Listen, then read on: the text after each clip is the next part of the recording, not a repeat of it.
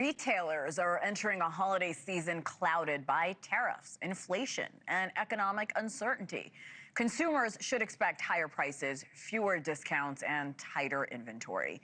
After 3 years of consistent pricing, reports show that toy prices have increased by an average of 5% in 2025, with another increase expected through the end of the year. And with Black Friday, wow, it's just 12 days away. The pressure to start that holiday shopping is top of mind for so many.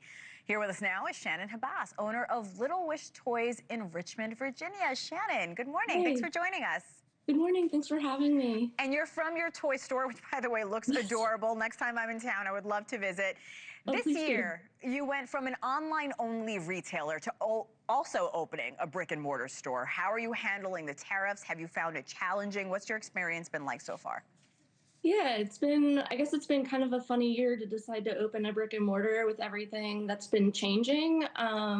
We have kind of noticed steady increases in prices through this year where it's just like, maybe it's just a dollar at first, but like we have one toy that I'm thinking of that like first was $12.99, now is $13.99, now is $14.99. And so just like watching the steady increase kind of makes you wonder what it's going to be like through the end of the year.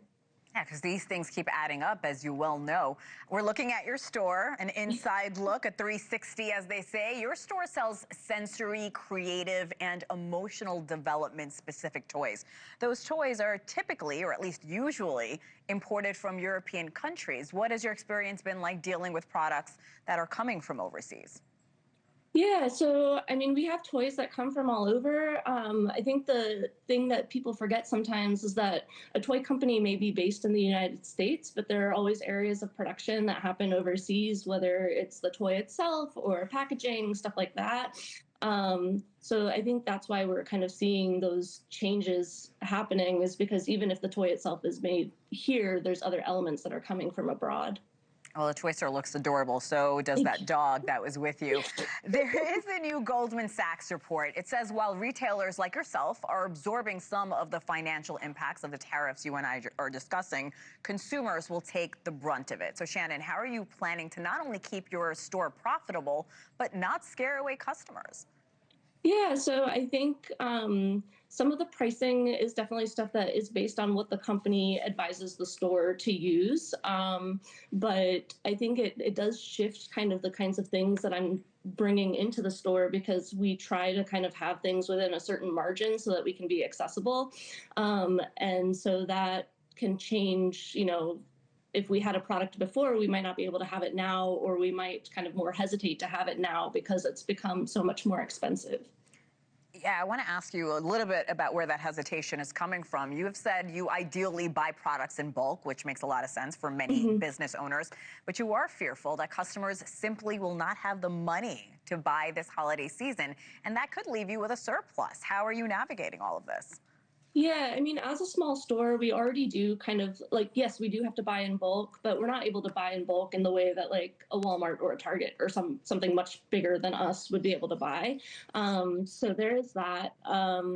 I think we always do worry about having excess and surplus stuff at the end of the year, but gosh, now I'm thinking, I guess I'm thinking about like the toys that we were talking about when I talked to you guys before about like things that have had like a significant change or increase. We had this toy that was $39.95 before and has become $49.95 now. And I think when people are struggling with things like gas and groceries and their healthcare, like that $10 is pretty significant. Yeah, $10, some people are struggling to put food on their table. You are a business owner. What are your concerns as you look towards the future? I mean, I think, we definitely care a lot about our community and want to be a community presence. And we try to do events and things like that to kind of support those around us. But I think I wonder, if